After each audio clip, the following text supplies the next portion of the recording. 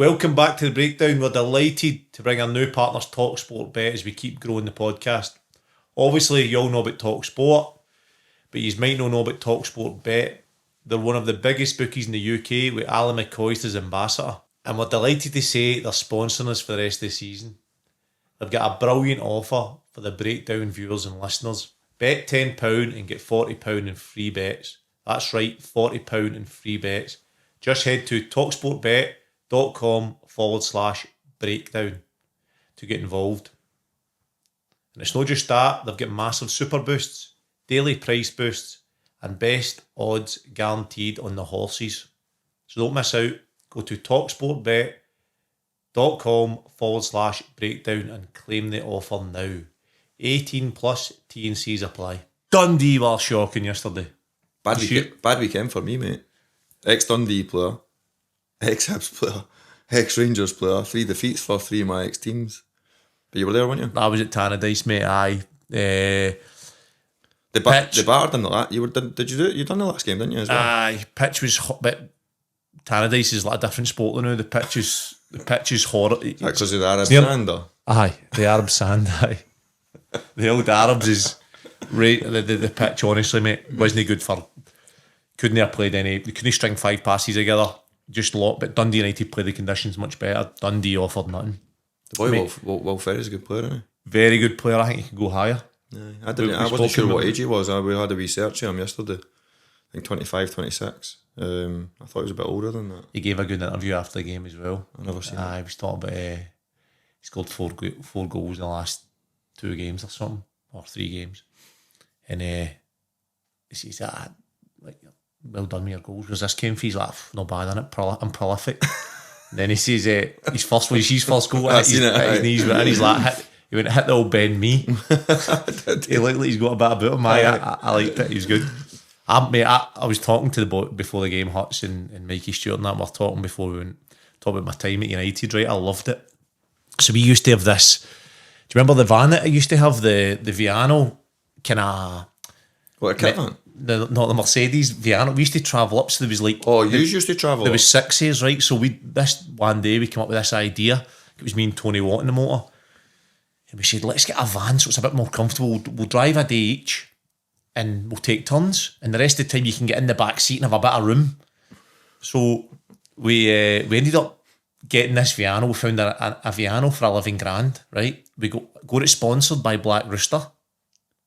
So the chicken... Aye. Mick Kennedy's is an owner. Aye. They sponsored it, so they paid $5,000. We used to put tweets out. We got all the stickers put all over the van. So it was like a black Viano with like a rooster on the side, Black Rooster and all that. Publicised? Aye, because I put it on Twitter. So they sponsored the van. I used to put it up on Twitter and Instagram and all that and say, great journey of the day, blah, blah, blah. Got us up and down. Loved it, right? Absolutely loved it. So... sponsored for 5. I paid 6 towards the motor, and I used to use it as my second motor. I swear to God, mate, right? No word of a lie. You're a Dell boy, aren't you? No word of a lie, right? One day I used to drive it about. Alana hated it, right? She hated it, and she would never get in it. I used to go, get in it, come on, we'll go. I loved driving it, right? It was an old thing. It had like 150,000 miles or something on it. But anyway, mate, remember one night I turned up at a Broomhill game when Si was the manager.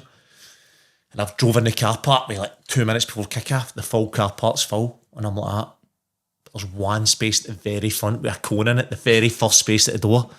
So I drove down, told my boy to jump out and move the cone, drove the van in. Woman ran out security. You can't park there. And I was like, what are you talking? I've got the chicken for the players for after the game, the food. And she went like that. Oh, do you? I went, aye. She went, no problem when you go. We just... we jumped out the van and into the game, just watched the game. She just looked at the big rooster on the side of it. Honestly, mate, I loved that thing. We used to travel up and down with 6s and see the laughs we had in it. Like, I can imagine. There was one. Who was in that? It was me, Tony Watt, Craig Sibbald. We would get Craig Sibbald at Kincardine. Kai Fordingham was in St Johnson. Liam Smith, Mark McNulty. And then in the second season, Fletch came in. So again, Sparky was there, right? It was like an 8-seater, mate, but it was so funny. We used to be new signs come in, right? You love this. We had this thing, there was a car wash on the way back. Right, so on the way back, we bought a wee car wash, right? So we eventually, every new signing that came with a few windows, we'd get so excited. Say, right, car wash today, car wash. So whatever way we'd work it, we'd make sure the new signing was in the front seat. So just say it was Sybil or something. So you're in the front, right? So we'd all sit, so there was only space in the front, so you'd go in the front, and we'd give the guys at the car wash a wee nod, they knew it was coming, and they would start scooshing the passenger side window with the power hose, and we'd just whack the window down. Boys getting new signings just sitting there quiet as in, fucking power hose in the face. Mate, we loved it, man. The boys, like, honestly, see when a new signing came in, we'd be like, yeah, car wash today. We couldn't even concentrate in training, we just wanted to get to the car wash. It was the best, mate, honestly. That's magnificent. I love my time at United. That journey was a big part of it. How long did you do up there? What were you? I'd done 2 seasons. 2 seasons? Travelled, it was an hour and 40 every day. It's a trekker. So we came to the point as well where we decided, I mean, you know how things grow. We went, right, we don't listen to roadworks. Road closures don't count with us, right? What, because you had Black Rooster on the side? We had Black Rooster, so we come up to it. It started with a wee road closure. We came up to it, we went, let's just go through it, and we get through it. So we were all laughing, and it became a thing. We don't stop at road closures. So one day at St Andrews, there was a road closed for about 3 mile, right? And the boys were like, well, no, I was driving, I'm like, surely we're going through this. I was like, we can't change what we do now. So I've drove up, the guy stopped the van, he's like, where you going? I was like, mate, I just live in that, see that house just up there? We're just going up to that. He's like, he looked at us and was like, all right, on you go. So anyway, we drove, right, got the boot down. Next minute, we went by the house, and this other worker, like, they're all waving at each other, like, damn, what is he doing? Worker jumped on the road, like, where you going? I just put the boot down, flew by him, mate. We are howling in the motor. We'd done about 4 mile on this road. It was like fucking all the tarmac and all that had been fucking scraped up. Is that why he's nearly got relegated? Because you just fucked about? Oh no, United fans are going to kill me now. No, it was nothing to do with that. That was once the training was done, we would enjoy ourselves, but some journeys. Magnificent. What are you saying about the game? Oh, wait a minute. One more thing for the weekend. Cleared my garage out. Alana was on me, right? I'm obsessed with golf. So she's been, I played nearly every day last week, right? Like, you know that way women don't like that, do they? And she was on me a bit. She's like, you need to clean that garage. I said, right, final straw was I came out the gym Friday. I went, lovely day, I'm going to play golf. I says, I'll do the garage tonight. So I finished golf, come back anyway, get distracted in the garage, end up getting a putter away, putting it on social media. Right, I told her to video me while I was getting this putter away, doing a giveaway. Then I get started cleaning the garage. But out to put something in the skip, bumped into John Suter, didn't I? So I ended up speaking to him for half an hour. She's still in the garage. Raging. Come back in, her heat had blew off. Anyway, she was fuming. So anyway, this big lawnmower, right? I bought it off a neighbour actually. When he moved out, I went in to see him, and he to borrow his lawnmower because mine was broke. And I said to him, I'll buy this off you because you're moving. He went, I take it. So basically gave me it for 100 quid. So I've took his lawnmower, but it's a big, huge thing. You push me, it's so heavy, right? Takes up so much room. So I took it to the garage. I was like, I need to get rid of this big thing. It's too big. So I've put it on Gumtree, messing a guy back and forth on Saturday. It's got to be a scammer, right? Because he's like, the money's not been sent. So what to do is, if you send me, you need to pay the courier for bringing it. So just send 150 quid. Aye, wait there. So I've wrote back to him, mate, right? I'm sitting going, Aye, wait there. This guy thinks I'm a donut, right? So I've typed in, I was going to write, you're a fly man. I ended up writing, you're a flymo. Excuse the pun. Sent it back to him, mate. He wrote back saying, don't understand you. Obviously a foreign boy. You're a flymo. We ended up texting him all day Saturday, like, what? She's like, what are you doing? I was like, this guy's just, he thinks I'm stupid. Can he get enough of him? Aye. Anyway. Brilliant. Anyone wants a lawnmower, it's there. Nah, somebody's bought it. Somebody's collecting it today. It's gone now. Big Honda thing. We're talking about lawnmowers. Hearts win a derby. Rangers get beat at Ibrox. Dundee get beat in the derby. Celtic win on the Saturday. Brilliant, man. Aye, Hearts could be doing that. Hearts could maybe take that lawnmower and cut the grass. They try and make it longer, didn't they? So teams can't play. I'm only joking. Hearts fans, man, calm down. They're on me, aren't they? 4 games to go, mate. I hate them. Do you think it's... do you think they're... I'm interested in that. I've never... When's the last time a team went down to 9 men, mate? I know. Only this I think season. as soon as we've got the cursors there, we'll start with... Obviously, I watched the game. Rangers Motherwell were absolutely brilliant, mate. I think we should do a wee bit on how passive Rangers are without the ball, or how passive they were without the ball, before we then have a wee... I think you've got a different idea from me when you go down to 10 men, haven't you? Aye. We'll start on Rangers then. What did you think of the game? Listen, it's a sucker blow for the minute. You can't get away from it. Actually, it felt really like Falkirk when you're watching it, and I'm obviously watching it with Faddy, big Motherwell fan. We were obviously doing BBC last night, so when it went 2-0, you felt like it could have ended up more. They kept on playing that ball that was like makes your defenders face their own goal for kind of wider area. I know they've played this way at different times, but I actually thought how aggressive they were with their personnel, whether it's through injuries or that, I didn't know, but to have Sparrow at right back, to have O'Donnell as a righty at left back, Longello, who would predominantly have been a left back, the box four that we've kind of spoke about numerous times in the middle of the pitch, Maswinishi dropping wider to the right, allowing like 2 10s. I thought Giega and Fernandez found it really difficult to try and tie them down, not having like a natural number 9 to like play up against to go and jostle with. I don't know if that was the case, but that's how it felt.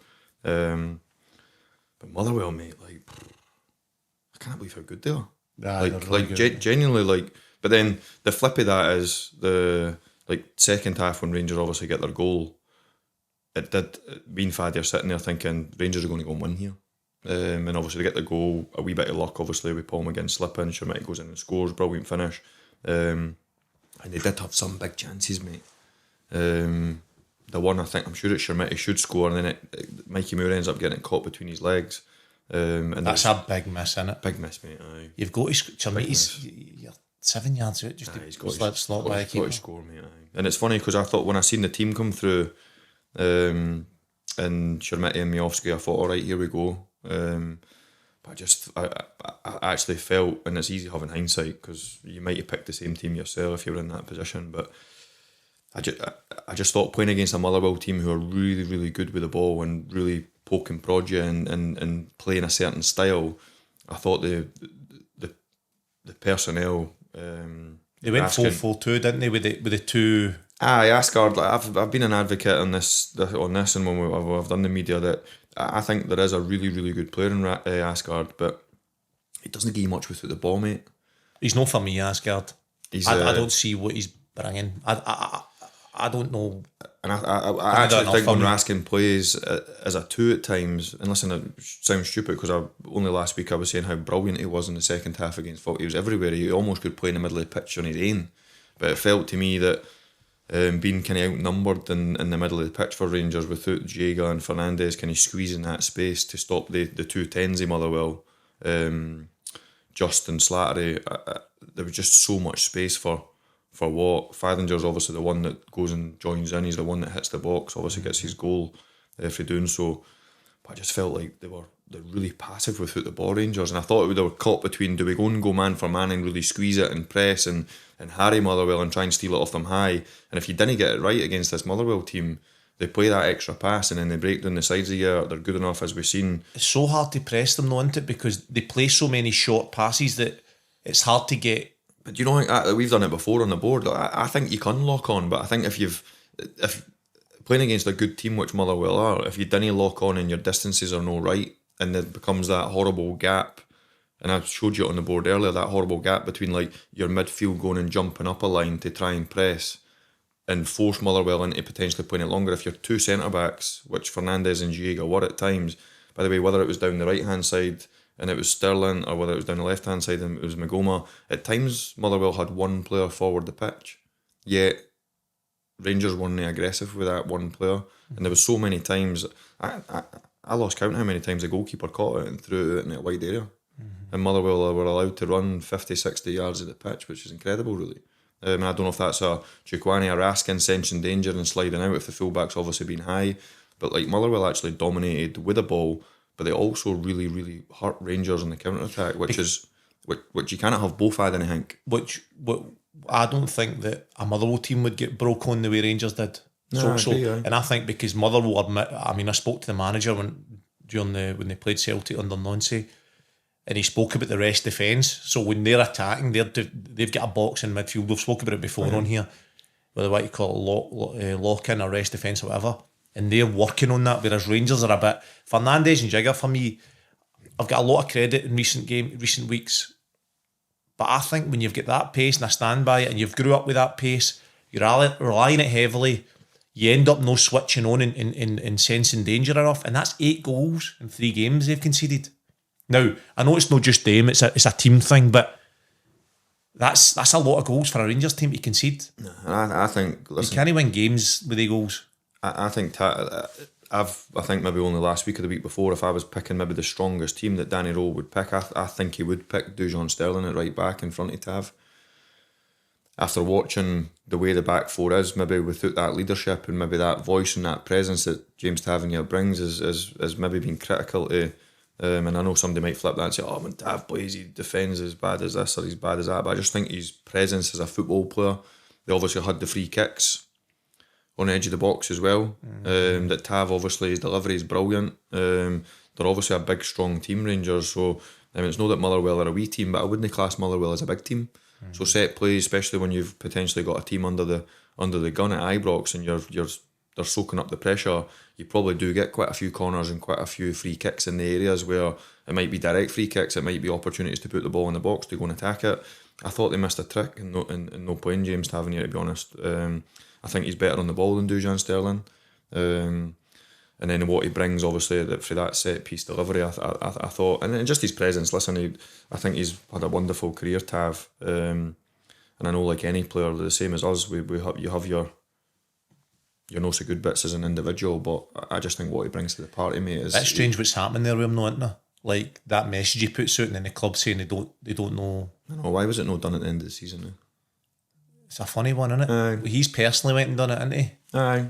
And then Rangers are like.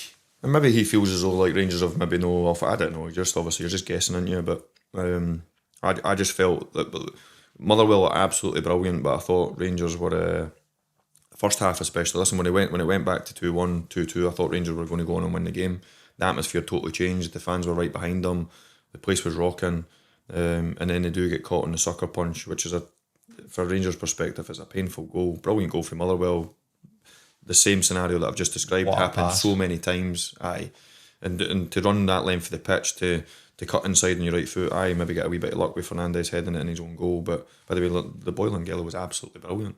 The energy. Did you say did he play left back? So he jumped up a line, mate. He played in front of Stephen O'Donnell. Did he? Which I don't know how many times he's done that, and no doubt Motherwell fans obviously didn't watch Motherwell live all the time, but I've watched them enough to know how they play and like what they do. But I thought with the Maswinishi and Longello kind of either side of the box, Sparrow obviously is a natural, probably more attacking mind than he is as a fullback. They just had so much energy. Threw the ball, I can't remember who they threw the ball to, but that scenario you mentioned, and he just ran about 40-50 yards. It's happened so many times. Slid somebody down the side, Leongo down the side, and he scores. But see the first goal for Motherwell, what I talk about, the ball for Watt. Is it Watt that plays the ball through the lines to Fadinger, who turns, plays it wide to Sparrow. Sparrow puts the ball in the box. But see that pass through the lines, mate? That was the second one, obviously. Is that the second goal? Second one. The first one's Fadinger, obviously, when he arrives in the box. Oh, so it is, aye. But second one, But see that ball, mate? It's a brilliant ball, obviously. It's a great finish, it's a beautiful pass. That's like, obviously, he played left midfield effectively, but that's your left-sided player getting in at the back post. Like I described it. Speaking to Faddy before we done the telly, it was almost, I remember James Tavernier arriving in at the back post and Stephen Gerrard's brilliant Rangers team that had like Borna Barisic crossing it, James Tavernier arriving in the box. It was like having an extra attacking player, effectively like what Motherwell done yesterday, mate. Like, but it was brilliant to watch. I described them as a European team in the first half, going to Ibrox and playing the way they did, all comfortable on the ball, play with no fear.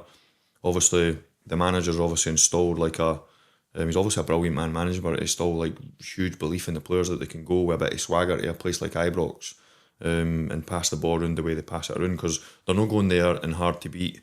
and playing for a set play and playing long throws and nicking a win. They're going there and actually dominating the ball, mate. Do you think they can cause a few upsets now? Aye.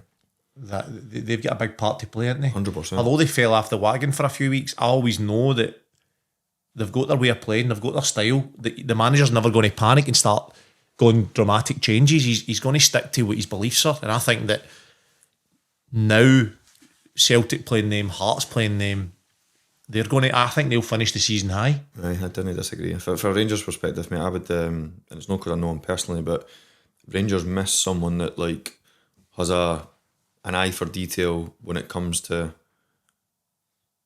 sensing danger, and I would play Conor Barron in the middle of the pitch. Last 4 games. Has he got leadership qualities though? Aye. I think he's and I think he's respected with the players. I don't think he's one that's maybe going to like. Listen, he's a bit like Marcel. He's not going to score a goal. He's not going to dribble by people. He's maybe not going to play that pass that's like a real key pass, like an assist or whatever. Who would you take out though? Well, I thought Chukwueze, but I think Chukwueze will become a real good Rangers player. But I just wonder when he plays with Raskin, and Raskin he's an enigma for me a wee bit in the respect that I think he's a brilliant. Last week he was amazing, mate, and he was the Nico Raskin that everybody loves. But do you think it's unfair on them because when they put that amount of numbers in their bodies in the central area, and Raskin's only get him and Chukwueze at times? It's difficult. It doesn't matter who you are. You can be Zidane. That's why I would sacrifice her. I think Rangers struggle. I thought even when Diamande come on, albeit like never really changed much as such, just a wee bit more of an understanding in the middle of the pitch. I think Chukwueze and Raskin are less disciplined as midfielders, even though they're both really good players. I think Diamande, Conor Barron are more structured in how they play, and I then think it then helps Rangers when the ball turns over. I think when they don't have that structured player, that disciplined role, that player that like Raskin wants to play 6, but I think he's got so much energy and so much quality going to affect the game further forward, like he did against Falkirk. I think he gets wasted when he plays back there, and then you then lose his foil and going and showing that energy and that competitiveness to win the ball back in the right areas, which you know better than anyone, that sustains attacks, that keeps the pressure on, suffocates teams.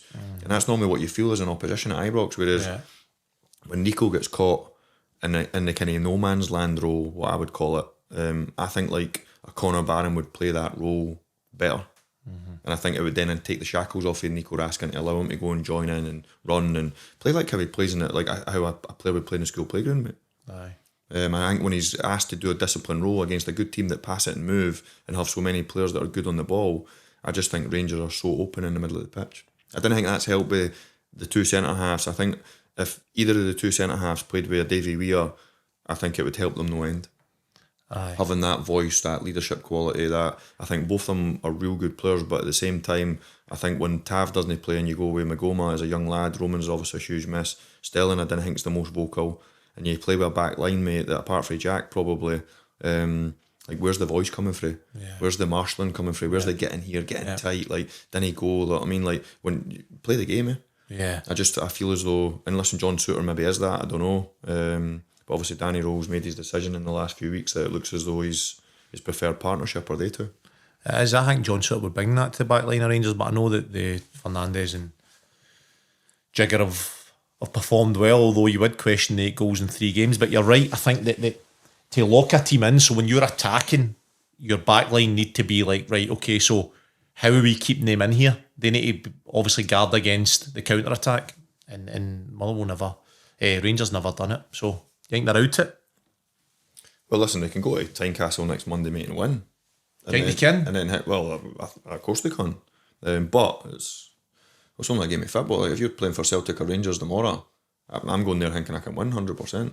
But Hearts' home record's really good though, isn't it? Aye. Bell speaking yesterday said we knew we had to win an away game, and you're thinking he fancies winning the away games. And I think a lot of Hearts fans, and probably myself included, in the respect to like looking for like watching the league unfold, I thought Hearts had to go to Easter Road and win. I thought it was a banana skin for them. I thought Hibs would maybe no beat them, but I thought they would potentially drop points, and they've no. When have you ever seen a game with 9 men for 45 minutes? By the way, the Hibs started off unbelievable as well, and they had the Jamie McGrath one that all the players that they'd won it 4-0 with 11 men. Well, that's the hard part because, like, obviously for the first, until the sending off happens, for the first period of the game, you're thinking they were brilliant. Started with full energy, winning the ball back. It was shaping up to be a brilliant game. And there's no doubt that the firepower that Hearts have got, I'm not saying just because Hibs got their noses in front that they were going to go on and win the game because there was so much time to be played, but there's no doubt that the sending off. I didn't even celebrate the Hibs goal. Jump about me. Oh, yeah. I was celebrating because obviously Boyley scored and he's my mate, but by the way, it was a brilliant finish, mate. Beningame just gets caught, doesn't he? Here's one for you, right? Do you think 10 men, so we automatically go 10 men, let's sit back in a shape, but we're up against it here.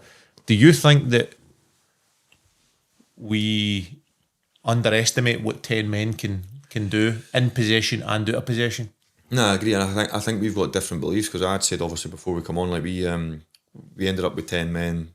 Big Jordan Foster got sent off, and it was my first defeat at Kelty. We ended up getting beat 5-1, so you could argue I didn't know what I'm doing because I come in a wee tight changing room a bit. By the way, have you been to Anna's changing room? Aye. It was like the same size as this room, and it's like a wee snug. Tiny. Not as nice as this room, right enough, but tiny. And obviously it was through COVID as well. Jordan sent off. And I stood in front of the group and said, listen, I'm not driving all the way down to Annan to park the bus and playing the counter-attack. Like, and we shaped up to try and still dominate the ball. What did you still do? Try and play. We went to a back three. And we ended up with Tids at centre-half. Because obviously he's the best on the ball, Tids, you know what I mean? So we thought he had the quality to play through and still dominate the ball, and we did. But they absolutely rinsed us on the counter because we ended up with a back line that weren't really defenders. And every time the ball turned over and they went down the sides as we were scrambling back to their own goal, and we just listened, they hit us for 5 and they deserved to win. When I was watching the game yesterday, and more so when Paslak, I was thinking, what's Dave going to do now? Because Hibs had their goal, mate, they were in front. So I think that changes. I don't know if that's what you would think, but I think because Hibs had their goal, it changes how you would then play with 10 men. I know what you mean. If that makes sense. You get something to hold on to. Well, are you really taking off attacking players if you're getting beat 2-0 and you go down to 10 men? Probably no way. Aye. But while you're in the game and it happens so early, I think it's a different outlook of what you would think. Yeah. So when Paslick gets sent off, I'm thinking, what's Dave going to do? And then when I seen him go to, like, and it's hindsight, and that, by the way, I'm not saying I know any better than Dave Gray because I've certainly done it, but my opinion of it, when I was watching it and I called it to Faddy, is I wouldn't have put Soto on. I would have put an extra man in midfield. And I would have played like with a 5 because obviously, naturally, and I think it transpired that way, Hearts tried to utilise the wider areas. They tried to go from one side to the other. They had the shot. So Dave went 4-3-2, didn't he? I would have went with a back 5, mate, and I would have allowed, obviously, like, my tight midfield free. Obviously, you would have been asking a big onus with the energy like a Josh Campbell to get out and help. But like I'm watching all hands to the pump and I'm watching Soto, especially the second goal for Blair Spittle, and Josh probably comes under a wee bit of criticism because he's trying to overcover the shot as he comes in his left peg. Abita probably doesn't do enough to keep him outside the box. At that point it's 9 men though, innit? That's what I'm saying, 9 men, but like Soto, mate, so you're down to 9 men and Soto's watching that attack. He's on the edge of the box as a centre forward. Yeah, it's 1-1, you're not trying to win the game. Yeah.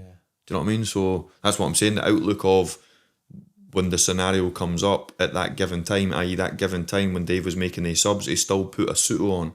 I understand maybe in the reckoning that he's big. Yeah. It then allows you presence in the box with obviously physicality, height, etc., etc. You might get a free kick, you might be able to put it in the box, but I'm thinking like you've already got your noses in front, you've got your goal, Hearts have now pegged you back. I just think another midfielder obviously takes off Barlaser, who I think adds that presence but it also adds where he would have been sitting in the middle of the pitch. Yeah. He would be able to get to the edge of the box and block shots, whereas Soto, for me, going on as a number 9, it doesn't mean that he doesn't then face Hearts' attack, but a lot of times Soto was watching the Hearts' attack, if that makes sense. He's standing watching it, whereas I think a midfielder would be behind the ball. Do you know what I mean? And actually helping, all hands to the pump. And I just thought that the desire and drive that Hibs showed. So although you would have went to a back 5, do you still think the idea would have been to defend your 18-yard box? Would you still think with 10? Do you think with 10 men? No, with 10 men, I potentially would have still had a forward player like a Boyley, so you could play in the break, obviously, and try and play down the sides. But you wouldn't press? No, I wouldn't have pressed, mate. No, I wouldn't have pressed. No, I would have been happy, comfortable, knowing that like apart from Braga, Shanklin's never really going to run in behind you. So I would be like quite happy to have played my defensive line probably 10-15 yards in front of the 18-yard box. So do you think you can press with 10 men though? Because my argument... I've watched a Brendan Rodgers team at Ibrox go to 10 men and they put on attacking players. So my depends how you see and what you feel the game and what you've got at your disposal. I think with 10 men, you can still press a team because you don't use... When you've got 11 men in the pitch, you don't use 11 men to press. Nah, but you're thinking about, obviously, I know already in your mind, because I'm trying to think of what you're thinking of without you telling me, is you're thinking about keeping them one side, aren't you? And forgetting about the other side for numbers wise. Yeah. Keep them one side. There's a way to press. But the problem is with that is obviously the catalyst or the counteractive of that is if they get out of that, you're leaving your whole side open. So if they get out it right, which would come probably for a big switch, would you say? Aye, the big switch is the key, isn't it? So if it comes for the big switch, then by the time the ball travels in the air, Strachan always told us this, and he used to actually set it up and go, switch the ball, and you'd switch it. I'd ping a perfect pass to right wing.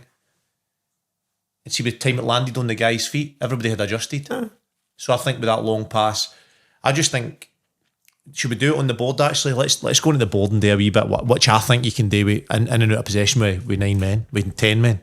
Right, okay, so my theory on 10 men, mate, I'd like to know your thoughts on this, right? So Hibs lose Cadden, right? They take Cadden off, they sacrifice him because their keeper goes, right? They then swing into a back four, so that, to be fair to Dave, he keeps 2 sort of forward striker players on the pitch and goes like a 4-3-2. That what you would have done? So naturally, I quite like it. It's still offering a bit up the pitch, but what Hibs never done was offer really anything in possession or never pressed Hearts, because naturally, and I've done it before myself, you just go back and you start to protect, especially like you mentioned, you've got a lead and you go back like that. Keep 2 strikers on the pitch, but you're depossessing like that and allows Hearts to basically control the game. Now, Hearts centre-backs would have been like, yes, this is an easy game for us now. We just need to basically dominate the ball because we'll have all the space and then keep them in their half. My theory is, when you're pressing with 11 men in the pitch, you don't use 11 men. So, for example, if Hearts have got the ball there and Hibs go up the pitch 20 yards,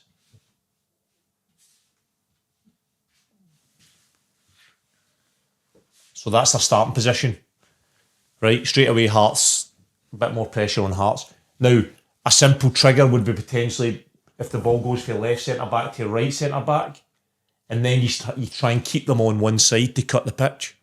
So if Hibs striker goes, the other striker cuts this off here, so it can't go back to our centre-back. The winger goes here, the midfielders lock on, and everybody swings over here. You're locking them on this side of the pitch. If that striker angles his run as well. Now, I think, even though you've only got 10 men on the pitch, 9 outfield players, you're still, as soon as Falkirk takes that on his right foot, he's now trapped on this side. Now, albeit, he can go back to his goalkeeper and start again, but then you just reset, and they're not going anywhere if they go back to the goalie. But if you can force them down that side, Hearts are known as if they're the greatest footballing team in the league. They're just going to play down your side where you've got the superior numbers. You leave the furthest away players and you've still, even though you've got 10 men, you've got a chance to press. Because my argument again is when you've got 11 men, the only difference would be you would, if you had an extra man in there, right? So we'll give Hibs 11 men. It would be their other wing back that would be here. So what that leaves you open for is potentially a 60-yard diag. If they play a 60-yard diag, by the time it goes from there to there, we both know the whole team can adjust and move. But at least you've tried to press them and offer something a bit more further up the pitch instead of just sacrificing everything and defending your 18-yard box. No, I get it totally. I think if you were... I think you have to put it in the context of the game. Obviously scoring early, being down to 10 men. I did think when he took Cadden off, I thought it would be Eldon that would be the one that would be sacrificed. I was a bit the same as you when Dave then took Cadden off and slid to a back four. Obviously natural fullbacks and Paslak and a beater. Still having plenty of presence on the pitch, but I just think for the context of the red card being so early and having to do that style, that shape, which is, I think, is a really aggressive shape in the respect to trying to get another goal. Yeah. And trying to offer something in attack where they've actually got their goal. So I think it then allows you something to protect, something to hold on to. It's a long time to protect, would be my argument. I agree, and then you could argue in the end it's they obviously eventually got suffocated, and but I would have said that actually protecting and being hard to beat Hibs, like it took a ricochet and an own goal. Yeah. And then on a deflection, albeit Leonard hit the crossbar for 25 yards with a brilliant strike with his left peg. Like, they didn't have millions and millions of chances. Braga obviously has the one that Jordan Smith does really well to come, but I didn't watch the game thinking, Hearts are absolutely peppering Hibs here. Yeah. So it actually took them right up until late on in the game to get their goal. So I don't know how much imagination...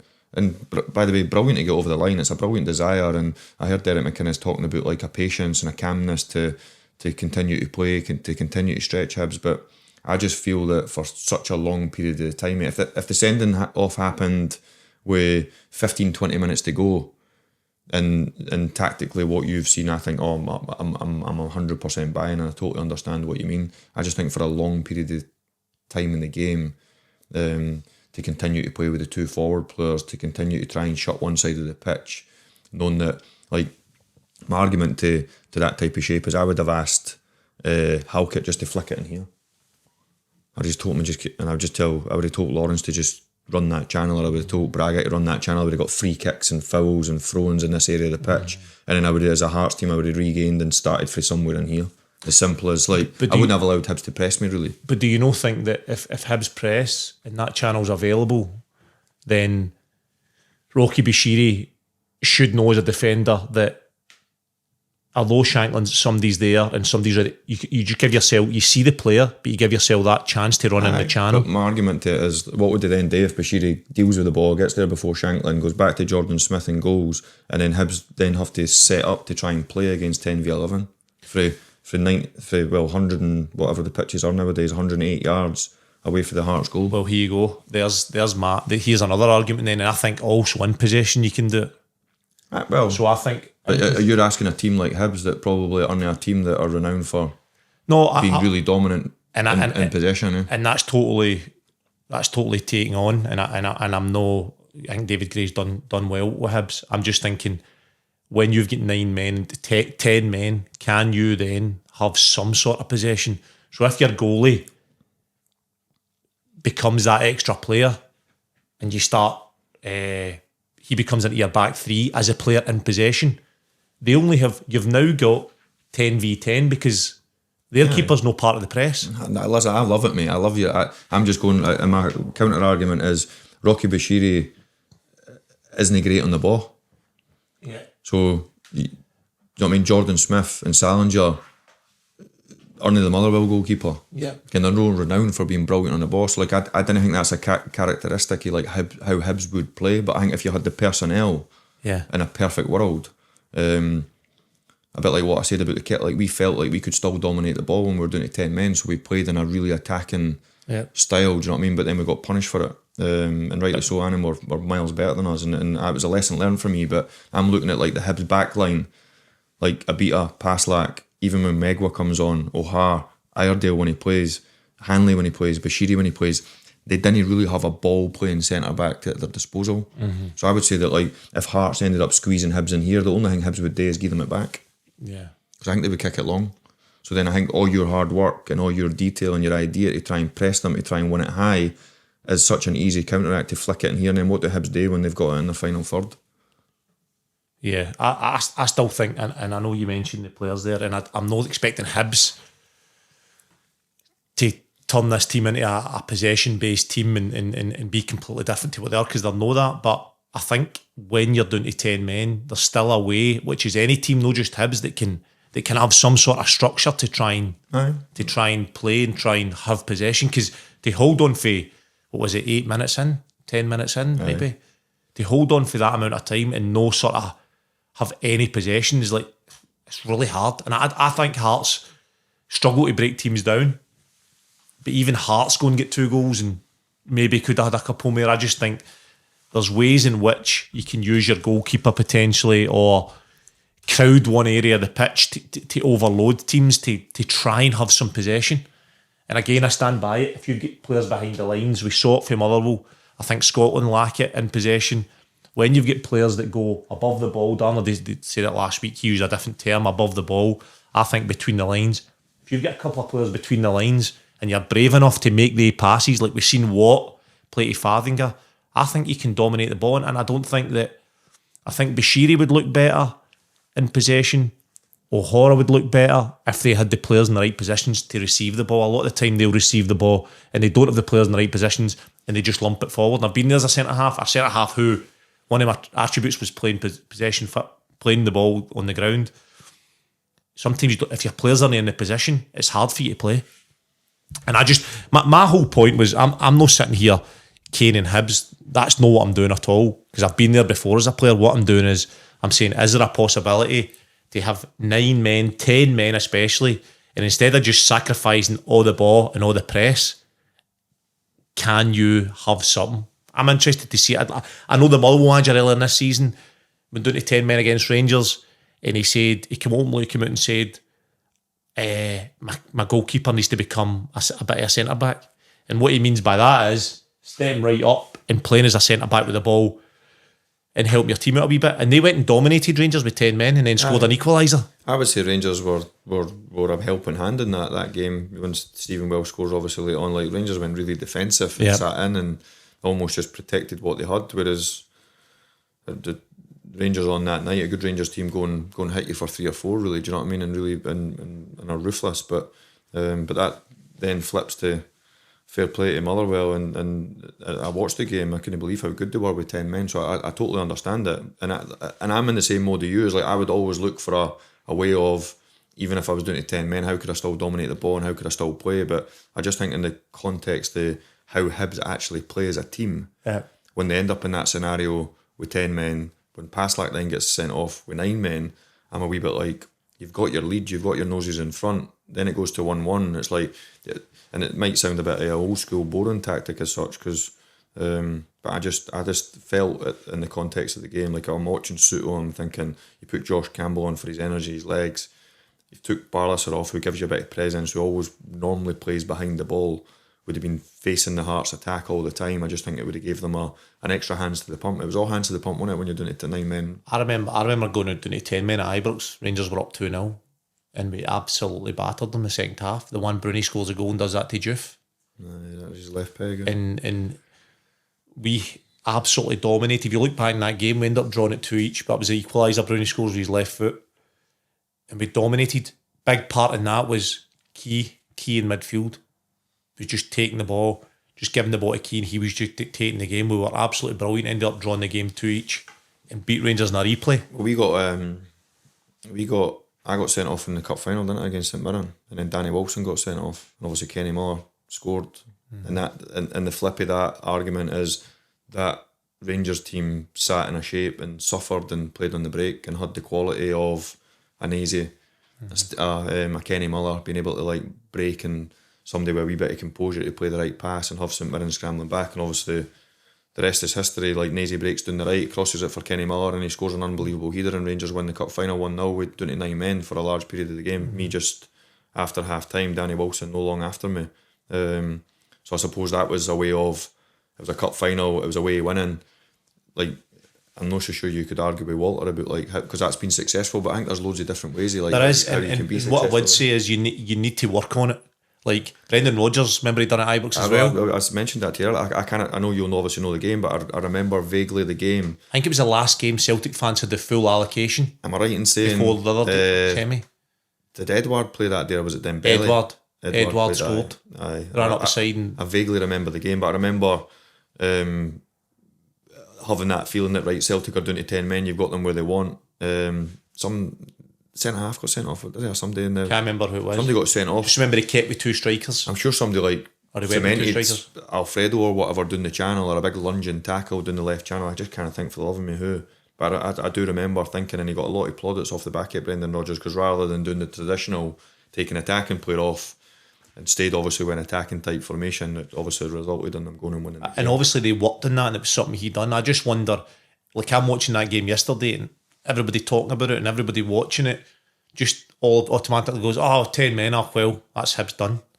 But I could hear, I think it was John Collins on the radio saying, they need to have more of the ball here. They need to try and have some of the ball. And they'd not. You hate John Collins, didn't you? Just get a look. I wasn't listening to him anyway. That's for sure. By the way, if he was doing to 9 men as a player, he could keep the ball on his own. He was that good. But and I'm not doing any of the Hibs boys a disservice because I know a few of them personally, and I think obviously Dave's a good friend of mine. But I just felt in the context of the game, mate, that scenario. But I'm happy to be proved wrong, and it'd be great actually to get people on this segment to have an opinion on what they would do with 10 men or 9 men, or how they see it, how they feel it.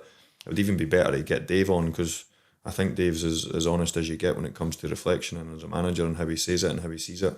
And he obviously spoke about Hibs beat Hibs yesterday as such, you know what I mean? It was like he felt that his team were his own downfall, but didn't question the desire and the drive and the durability that it was their one chance to big game of the season. I know they've got Europe and that, but I mean, against Hearts to maybe potentially derail their title hopes. They must have been disappointed with that. Spoil the party was Hearts need a bit of credit as well, don't they? We may as well give them a wee bit. No, a wee bit, mate. They need loads of credit, but there's no. I think if you're an honest Jambo, you would say that you've rode your luck a wee bit yesterday and had a wee strokey luck. Like, I don't think anyone could envision going to a derby. I know that they're competitive and tackles fly, so there's always a chance of somebody getting sent off. But to play such a large period of the game against the two sending offs were harsh, weren't they? Should never be sending off. I know, but well, just stupidity, yeah. Stupidity, mate. But I'm not joking. They were. I know you were questioning VAR. You were questioning the referees. You were. Aye, they were sending offs. Right decisions by the ref. Moment of madness, really, for Salinger and goals. Like, I don't know what he was doing. What's he doing? He could play another 500 games and not make a mistake like that. And I just felt a wee bit. You saying Hearts have been lucky this season? No, I never said this season. I just said that I think they got a wee strokey luck. They got the mentality and the desire they showed and the calmness that Derek McInnes. I did think they got a wee bit desperate as the game got on, because I think it's a normal thing to do. I think the fans obviously were right behind them. The atmosphere was brilliant. The Hibs fans were right behind the Hibs boys to try and push them over the line to try and get something. You said if they win, it'll be a lucky title anyway, didn't you? I never said that. That's what you said off camera. I never said that. What I would say is, there's no doubt that I think if you honestly reflect as a Hearts fan, that however brilliant they've been, and they're still there with 4 games to go, they've had a good slice of luck yesterday, mate. There's no doubt about that. They got even the goals.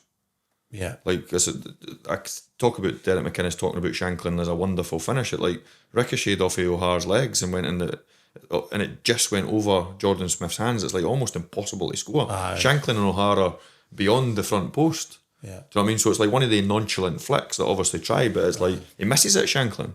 It ricochets off. It actually hits, I think, O'Hara maybe even 3 times before it deviates into the box. I know, but to be fair, right, they dominated by the way, the game.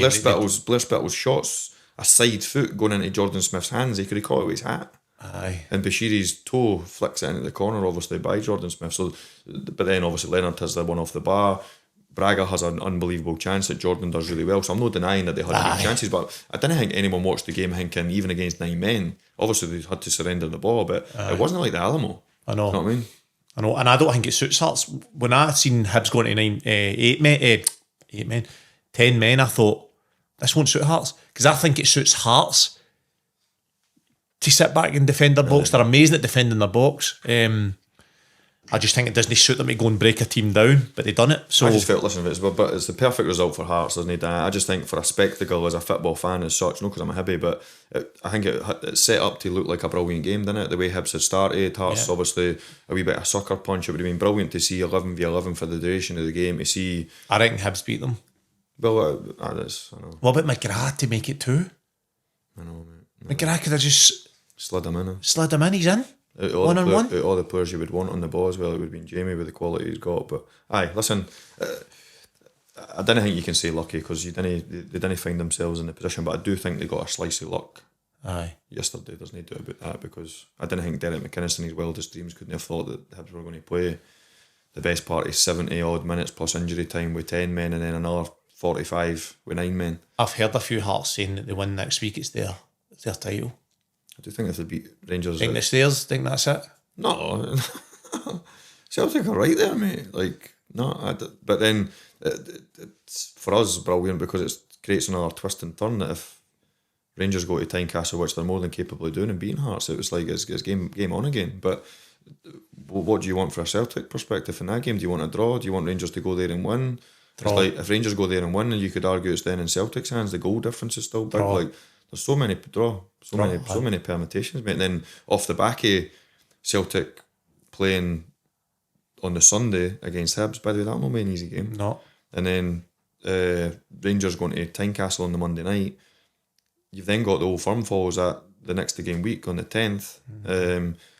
So then Hearts are back in pole position because both of them are potentially going to drop points, or one of them going to drop points. It's like, I can't work out who's going to win it, mate. But last week I was big on Rangers because of the way they played in the second half against Falkirk, the goals they'd been scoring, and then you watch them for 45 minutes against Motherwell, then the result ends up coming the way the result come, and you're like, it's hard to get away from the fact that that's a real colour blow for them, really. Where did Motherwell play Hearts? Is it at Tynecastle? No, it'll be at Falkirk Park. Is it? The last game, Motherwell went to Tynecastle, didn't they, when Hearts beat them 3-1, so I'm presuming it's at Falkirk Park. That's another one. I think, am I right in saying Hearts are at home to Falkirk? Yep. Falkirk, Rangers, and it's just Falkirk and Rangers. They've got 3 home games at Hearts.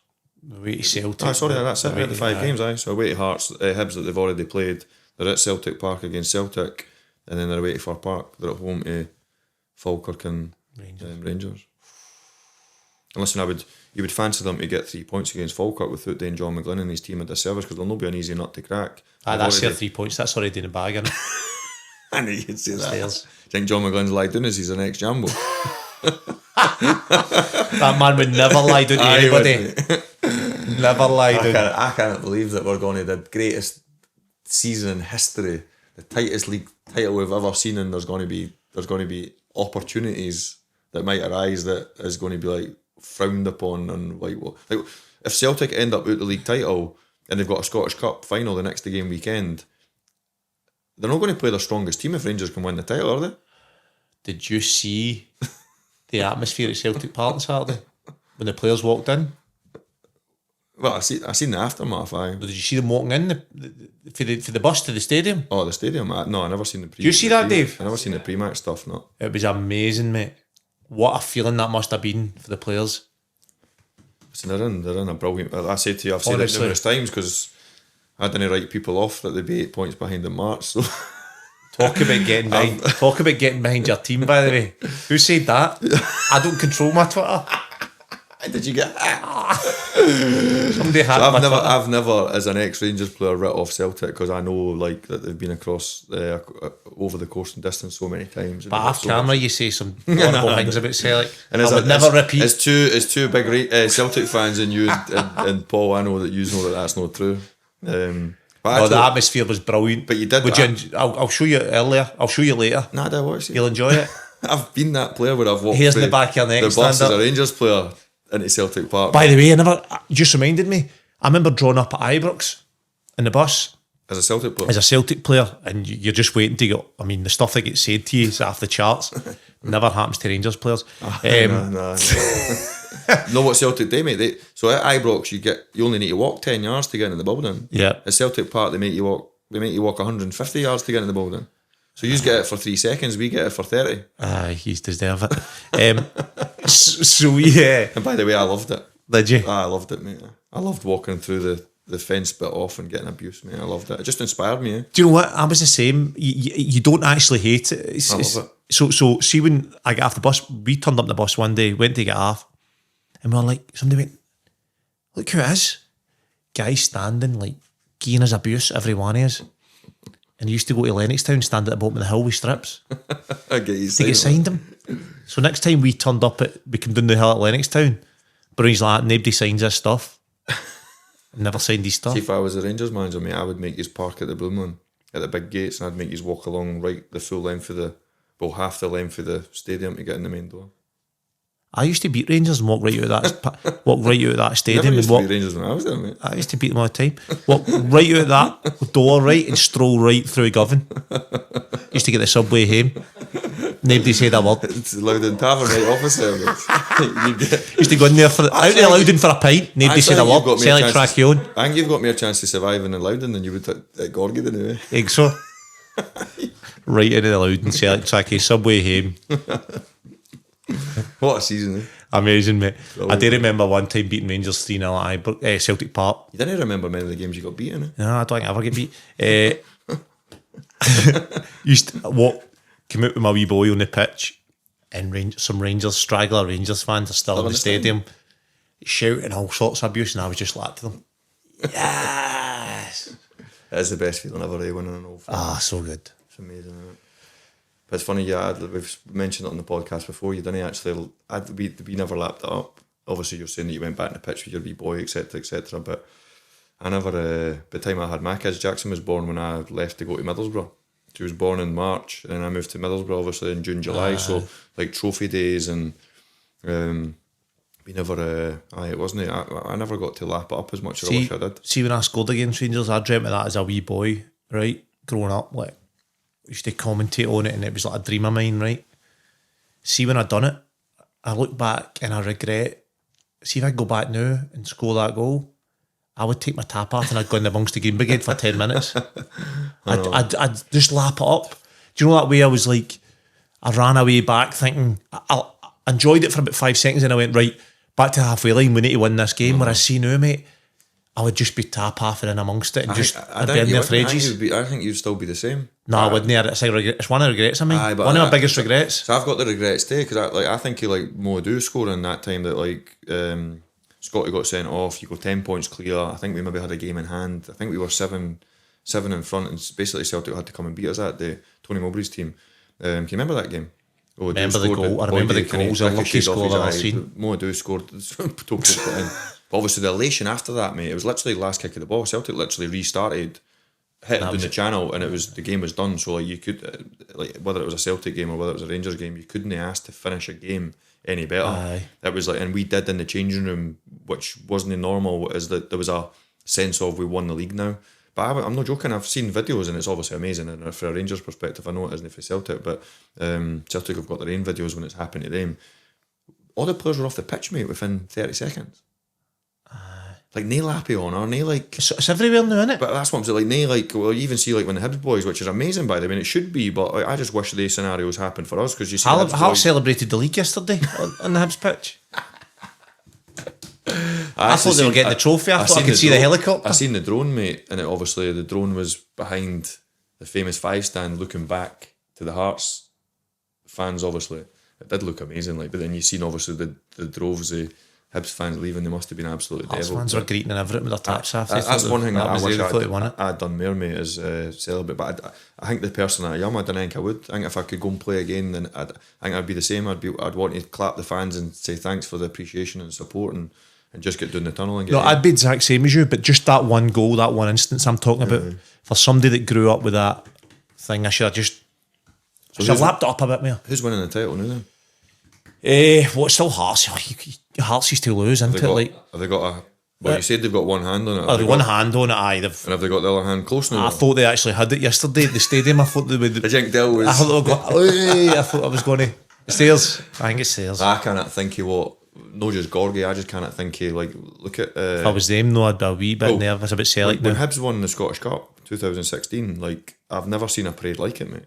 But obviously, it was a long time. I could say these celebrations were about 5 days long, weren't they? It was amazing, mate. And to be part of that and be on to do the Leaf Walk and the songs, the seeing pals and different people over the years, like in the crowd when you done Leaf Walk, it was honestly, mate, it was surreal. Here's in the back of your neck stuff. Amazing, mate. But if Hearts win the league, mate, what, 1960, 1959, 1960 season was the last they won the league. Like, Edinburgh will be like... It genuinely will be. Some achievement, I wouldn't want to see it, but it'll be unbelievable. Like the scenes if Hearts do go over the line. Be mad. Who's a bigger club, Hearts or Hibs? Listen, I would say Hibs, but the respectful person, I would say they're both brilliant clubs and they're both big clubs. There's always that. I always think like Aberdeen are a huge club, obviously, and people would say Aberdeen are maybe ahead of them, but when you think of the big 5 in Scotland, obviously there's no getting past the big 2, but I would say Hibs, Aberdeen and Hearts, with the training facilities they've got, the fan base, the attendances and that, I would say the 3 of them are as big as each other, mate. Right, enough about the Hearts team. What about Celtic? What about them? Absolutely on it, aren't they now? They're united now from top to bottom. Are you saying they're on it? Well, they won not comfortably, but they still turn over a lot of chances though. They do, but I just think you need to accept it now with this Celtic team. Is that one of their better performances today? Yeah, they were good. They were good. Could be brilliant. Celtic are no dominating 60-70% possession now. We can forget about that. But what they are is. And you didn't see that happening this season, though. That's just not the way they've I've gave up on that. I think that we're going to get over the line, winning games. I know he got his couple of goals, but is that the best Maeda's played for a long time? Again, man, the only guy that scores for pressing. He's the best presser in the world, isn't he? But he's not been at the heights that he's been in recent seasons, is he? But he's always been a good presser. Aye. You know what I mean? He's goes and shuts the body. Good. I thought Celtic were decent, although I was a wee scare for Falkirk scoring that goal. And then obviously the SPFL giving them a home game against Falkirk, that they're sitting in sixth, is obviously not a bad start. That was done the fairest possible way. I totally believe in it. A nice comfortable victory to start the top six. Just get you a home game. I agree. But I thought they were good, well played. It starts off for the fans for me outside the stadium before the game. Everybody united. Players walked in, you could see they were appreciative of it. Martin O'Neill, the staff, and now we're going to see. See what they've got. See what they've got. I think they're coming up the inside rail. By the way, Hearts have got their hand on it, and Celtic are coming up the inside rail. Do they go to Easter Road and win on Sunday? It's a hard game. I know one thing: Hibs won't have 9 men or 10 men, so it'll be an even sort of numbers in terms of personnel on the pitch. So it'll be difficult. Hibs is a hard place to go. I know. Celtic have struggled there in the past. It's another difficult game for Celtic. I think I was surprised Iheanacho didn't start. He's managed them. He's obviously he's a top player, isn't he, to be fair, and he'll have a big say. But I would still play him ahead of Yang. I'd play Maeda on the left. Hard to say would that. You, I would still go with that. I prefer Iheanacho. I think he holds the ball in. Just feel, I don't know. There's something about it where I just think Martin O'Neill's no huge fan of him. My dad said it a wee bit, didn't he, last week, that he's like, obviously he watches him in training, is he like, I just feel as though like to have the career that he's had, he looks lean, he looks fit, doesn't he? So I might be miles off it, but listen, I've watched Alfredo train and how brilliant Alfredo was. It could be really lacklustre in training and the wee technical bits and that, and maybe Iheanacho is in that same mould of like maybe just does enough with the experience he's got in training, and maybe he's maybe not one of the ones that you see like a KT when he first went to train, he was like caught the eye because of how like he was just at it all the time.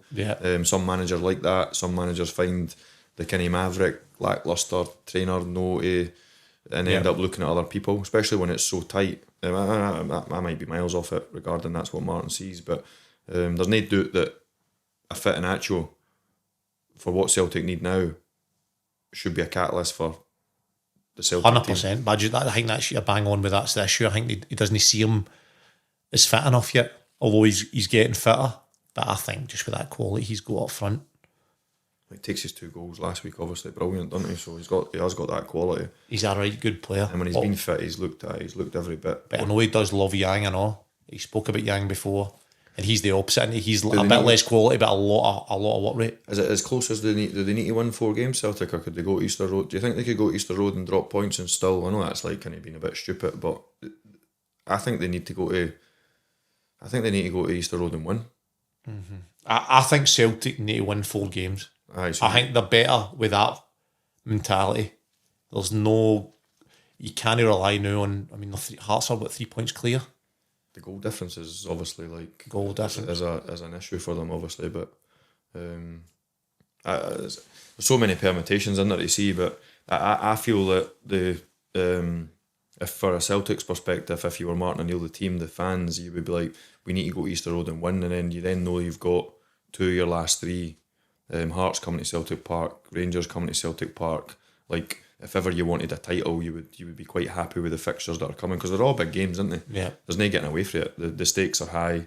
We spoke about Motherwell, you speak about Falkirk. Like, every game's going to be difficult. But you would still, if you can get over the line at Easter Road, knowing that Hearts and Rangers play the next again night, it would steep a lot of pressure on both of them, and you would then have 2 of your last 3 at home. to win a title, you would rather that than your last 3 away from home. Do you know what I mean? I don't think you can start looking for favours. So Nah. you can't rely on Motherwell beating Hearts, although I think Motherwell will have a say in a couple of games. I think that the way Hearts are doing it, I mean, Hibs down to 9 men, they get the result, the way they're plugging results, digging results out, Celtic need to win every game. Here's a question for you. If Derek McInnes wins the league with Hearts this season, what will be the biggest achievement? Him winning it, Danny Rowe coming in off the back of Russell Martin and winning it, or Martin O'Neill being interim manager twice and Celtic sacking 2 managers and winning it? Who'll have achieved the biggest achievement out of the 3 of them? I think if whoever gets over the line. It's got to be. You've got to say Hearts. It's got to be. Got to be. It's the first team that's won the league since when? Outside Celtic and I Rangers? didn't actually know who was the last team to win it outside them, but obviously... 83, I think it was, wasn't it? I think it was 83. I think it was Aberdeen 83. I googled it for Hearts. So obviously 1960s last time Hearts won a championship. So you're what? We're in 2026 now. So the difference in their budget and the fact that it's been that long and it's only...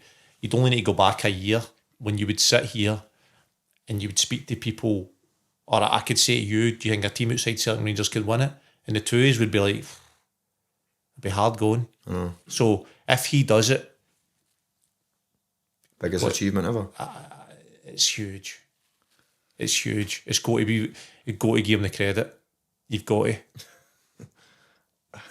Why does your face look so disappointed? No, I'm happy to give him the credit. I don't dislike Derek McInnes. I like winding Hearts up. I like winding Hearts up. I think Derek McInnes dislikes you. Probably, but he'll be on the phone tomorrow, mate.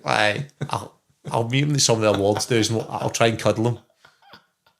I'll try and lift him up. In fact, I'm getting an award out of the PFAs. Have you been asked to do that, have you? I've been getting an award a few times, Who am I getting it to? I hope it's... What? I should have not specifically told you what award. Don't know what award it is. I hope it's Manager of the Year. Imagine it's Manager of the Year and it's there. I'll put them on my shoulders. Actually, I wouldn't love to see that because that means the Jambos have won the league. But put them on my shoulders. Think he would accept a cuddle for me? Nah. Do you know, me and Dale played together at United. We used to travel together up to Dundee United when he was captain. And he always tells every manager the story about me. What's he not like you for? Oh, he does like me. We were at the Sports Writers last year. He's obviously... I'm having a wee pop at Hearts to wind him up, but anyway, we used to travel together, right? And we came down... I was a young boy. I was 19, 20 on loan at Dundee United, and we drove up in the morning. They always used to slag me for being like a big sleepy Wayne, right? I used to fall asleep in the motor and all that. First time I drank coffee, they showed me coffee. I couldn't believe it. Used to drive. I couldn't believe it. Kept me awake. So anyway, one day we're coming back doing we had a double session, and with Brewster back for the gym, and I get to the Cumbernauld. We've driven an hour and 20 minutes, an hour and a half, and I'm like, oh lads, I've left my keys in the gym. So it's Jim McIntyre, Dale McInnes, Mark Kerr, Alan Archibald, who's Dale McInnes' assistant now. So they're all laughing, and I'm like, oh no boys, I've left my keys up there. So they're like, we're no driving back, we'll just pull back in. So I was like, just drop me here, I'll get a taxi, whatever. So we all came in to get in our motors, to separate, to get out the motor, to get in our own motors. And I looked at my motor and this is like, there's smoke coming out of that exhaust. And I went up to my motor. It had been running from 8 in the morning to 5 at night. I'd left it running. Lost half a tank of petrol. See when I said that now, mate? I said, lads, that's still running. Just jumped in it and drove away. Dale tells And your motor was all right? every team up, the motor was fine, nobody touched it. Everybody must have just thought, oh, he must be in the shop. So every man, when I played against Dale's team, he would tell Lenny came on the bus and go like, what about you donut? I'd be like that. He's like, and he'd tell that story. So predictions, mate. What you saying? Celtic, Hibs, Rangers at Tynecastle. What's your score outcomes? I'm going to go 2 correct scores. Get on TalkSport bet and get Celtic to beat Hibs 2-1. Celtic to beat Hibs 2-1. And Rangers to beat Hearts at Tynecastle 2-1. Didn't see that prediction coming. There's a 2-2-1. There we go. Is that just, that's obviously not what you want to happen, but is that what you... That's my prediction. That's I would like to see a draw at Tynecastle, but I think Rangers will... I think it might be a weekend that there's no ground gained or nothing lost. I think both will end up in draws. I think Celtic will draw Hibs. I think Celtic will draw Easter Road, and I think Rangers will draw with Hearts at Tynecastle. That's my gut. It wouldn't surprise me if Hearts beat Rangers, and it wouldn't surprise me if Rangers are good enough to go and beat Hearts at Tynecastle. They're going to need to if they want to win the league. And same again, I wouldn't bet against Hibs being a tough nut to crack against Celtic, but I also wouldn't bet against Celtic going and turning Hibs over. So, but I've got a funny feeling that how high the stakes are, the nervous energy and the animosity within kind of all camps as such. Just got a funny feeling it might be one of the weekends that we end up with 2 scoring draws. I'm just trying to think, if 2 scoring draws, you could argue that it's another one ticked off for the Jambos, really, isn't it? That is. There would only be 3 games to go and they'd still be top of the league, so with the 2 chasers not gained any ground on them, so they'd probably be quite happy with that. Big weekend ahead. We said that last weekend, but thanks for joining us on the breakdown. Don't forget to like and subscribe and join us next week.